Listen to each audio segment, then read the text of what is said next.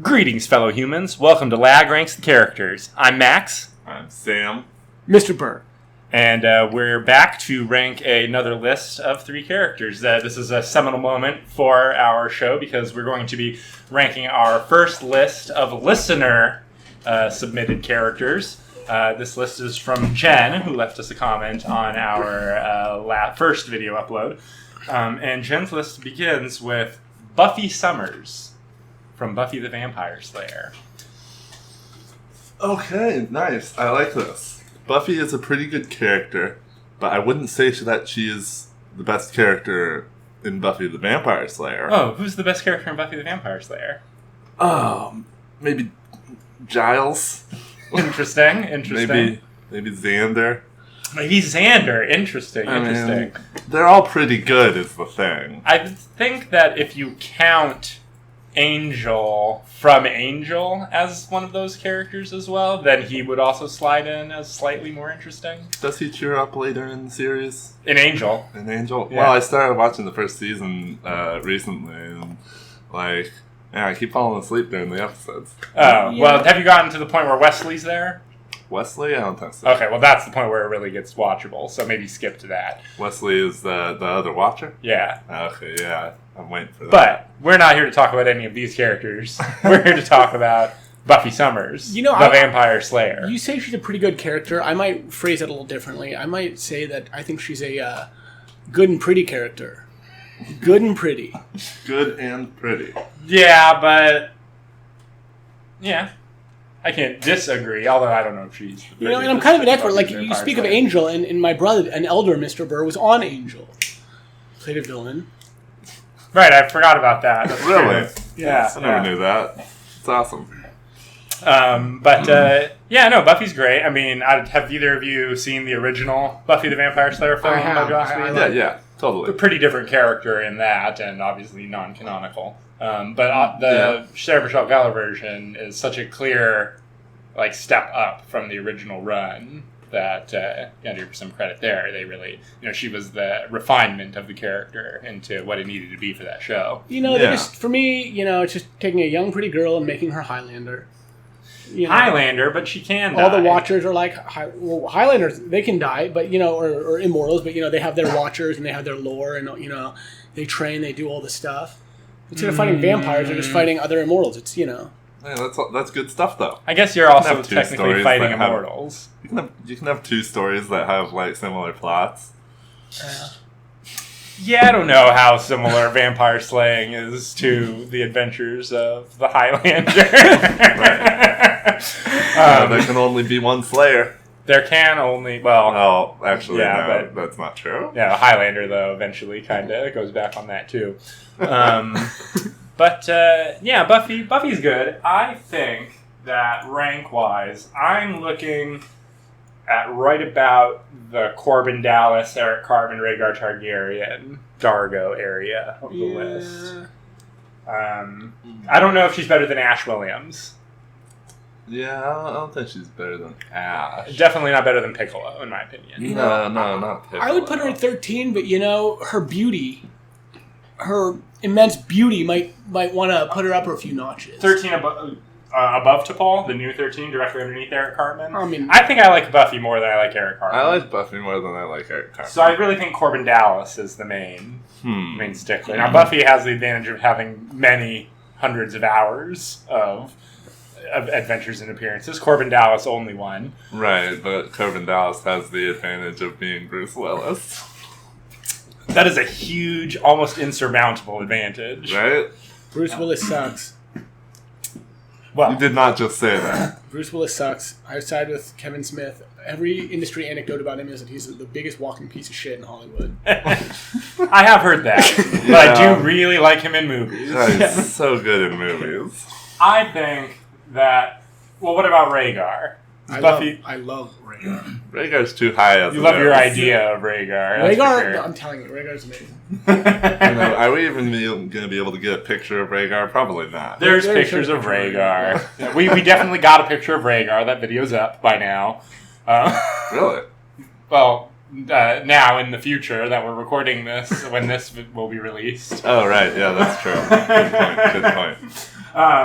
original. But I think Buffy goes right above Corbin, right underneath Rhaegar. Definitely not as good as Dargo. Some people will probably fight us on that. But They just don't know Dargo. I'm with you. they just don't know Dargo. All right, so our new number 11 is Buffy Summers. Next on Jen's list is a real top shooter. That's right. It's Bruce Wayne, the Batman. One of the most enduring characters That's pandering. in... Who's pandering? She's pandering because she knows that you love. You don't love Batman? I like Batman. You don't think Batman's a great character? Yeah, Batman's a great character. Come on. You got to get into it, bro. Like... Well, let's start with this. Max, where do you think Batman would go on this list? Let me talk for a minute about Batman, though. Let's not get out of ourselves. Batman is the ultimate man. Batman is a person who is so good that a team with the fastest man alive, right, the Man of Tomorrow, Superman, Wonder Woman, Queen of the Amazons, Aquaman, Lord of the Ocean. There's one guy on that team who ain't Lord of shit, is not the last son of a dead planet, has not been in some sort of accident that bestowed him with powers beyond that of normal man. That is just a man who gets by solely on his own wits, dedication, and bank account. Bank account. He's rich. That's a super. Bank account is heavy, but not just a bank account alone isn't a No, I love Batman. I love Bruce Wayne. He's got, he dates all the beauties. He does all the cool stuff. He drives the slick car. He's got the gadgets. He's very intelligent. He's great. Okay. He is truly the ultimate man. Like, he is the human who can not only match with the gods, but is often in a leadership position amongst the gods of the world that he lives in. Batman isn't without his scruples and or flaws. I mean, he does flaws. He has a serious child endangerment problem. He has yeah, right. That's what I was going to bring up. He has this habit of bringing young kids into this life of fighting maniacal, crazy people. And I'm not personally a huge fan of Bat-God, of the idea that Batman plus some amount of prep time is literally able to defeat any opponent. Like, that's too far. I'm not real into Bat-God. But you get that guy in a good struggle against an apocalyptic dark god, and it's just this man in a flying rodent suit stepping out into the hallway to confront... Like, that's comics, man. That's what comics is. And you can't argue with the cultural significance of the character. We have mentioned that with other characters, that there's something to be said for the longevity. And, I mean, there's almost never been a decade since its creation that Batman hasn't been popular. He's obviously top 3, but the debate is, and I know you love him more, like, where would we put him? Like, do you... Right. And Batman also has this thing where, once a character is so well established that sometimes... depending on who you're reading, the character can become a parody of themselves. Yeah. Batman does have that problem a lot of the time, and it does lead to Bat-God stuff, but it also leads to just little things like people are like, how do you do that? And the answer, inevitably, is, I'm Batman. Yeah. Which isn't an explanation of how something gets done. Yeah, I'm not a big fan of the super arrogant Batman, the trash-talking Batman, the one who's, like, gonna have that, like, sense of superiority. That's not my favorite version. Some writers do love to write the I'm Batman version of Batman. Right. Usually just to take him down a couple notches at some point. Knock him down a peg. But at the end of the day, like, so the character works in any kind of story. And that, I think, is one of the main things to consider, is that you can put Batman in a story with wizards. You can put Batman in a story with transforming robots. You can put Batman in a story that's like a hardcore, super realistic, detective, track down a murderer, nobody's got any superpowers story. Work. Christopher Nolan made 3 movies of that. Batman in Farscape. Batman would work in Farscape. Like, he'd figure that shit out, man. He... is totally malleable. He works as a comedy character or a tragedy character. He can be extremely dark and foreboding and evil, or he can be cheerful and light. Because the Adam West version, that's a lot of people's favorite version of Batman. That's a good version of Batman. it's a great version of Batman, and it just goes to show like how malleable the concept is, which is weird when you think about the concept of Batman, because it is like on paper pretty stupid. Yeah, like it's a relic of an age when that sort of thing was a thing, and now he still exists as the sort of thing because superhero comics soldier on.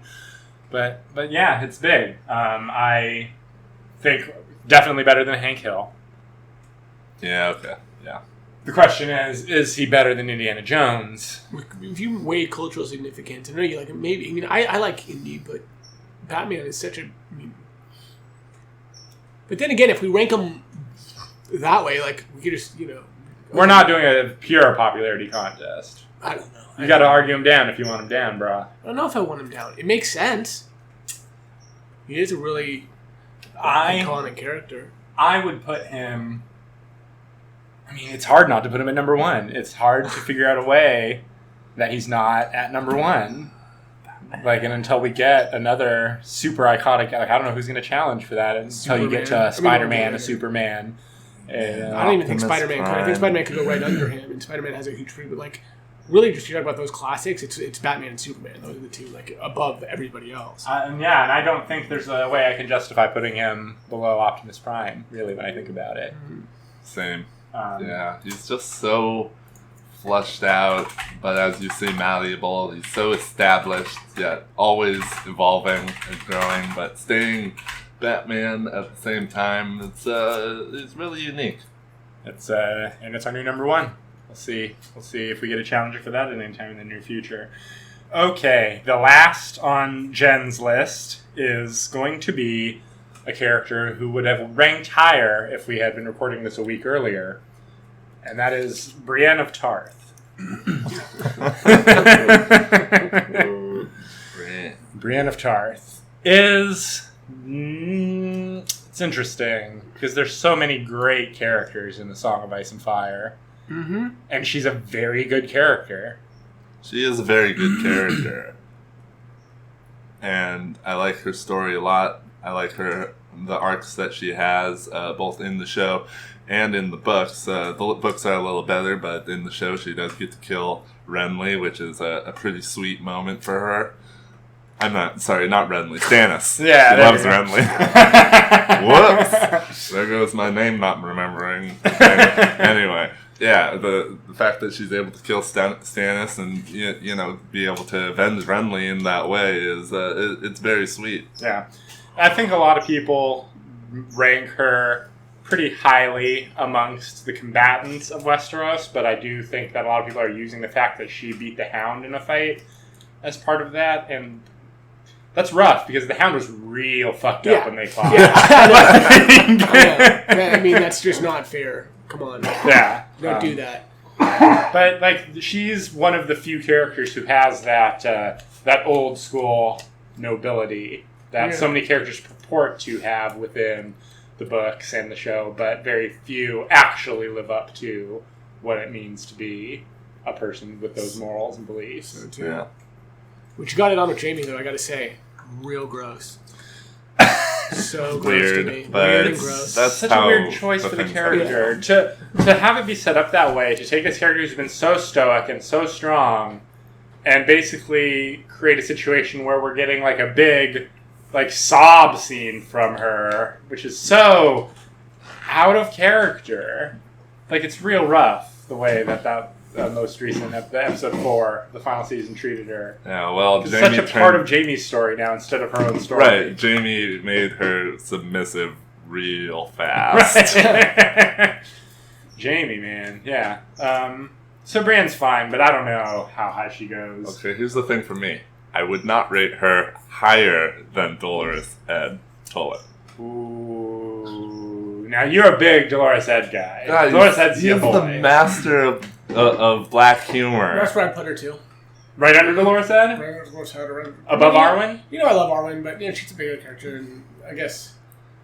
I actually do think that she's a more interesting character than Arwen. Yeah, Arwen I do like, but it's a different... Arwen's more of a representation of, grace and beauty, whereas, Brienne's Nice. fleshed out. Yeah, she's a real person. She's a person in a very unique situation amongst the characters of Westeros. Yeah, but under Dolores Head. You know, I mean, I don't know. Maybe above Dolores Head for me. Dolores actually. Head sacrificed his life for Sam. Yeah, man. who cares? She would have too. I would have put her. I retake my statement. I'd put her above Dolores Head under Queen Padme. That's where I put her. But see, that's quibbling. I do think that is the correct spot. Above Dolores Head. Below Padme. My heart. Yeah. Look, I like Dolores Head, man. I like him fine. God, he is But so I like funny. him fine. I only very recently started to fully comprehend. Oh, that's who Ed is. In the show, the the show does him dirty, but in the books, single thing he says is gold. It's just gold, and it's all black humor. All right, well, that's it for that list. So thanks for listening, everybody, and we will be back with more character ranks in the very near future. Oh, next year, get this spirit out of this pool.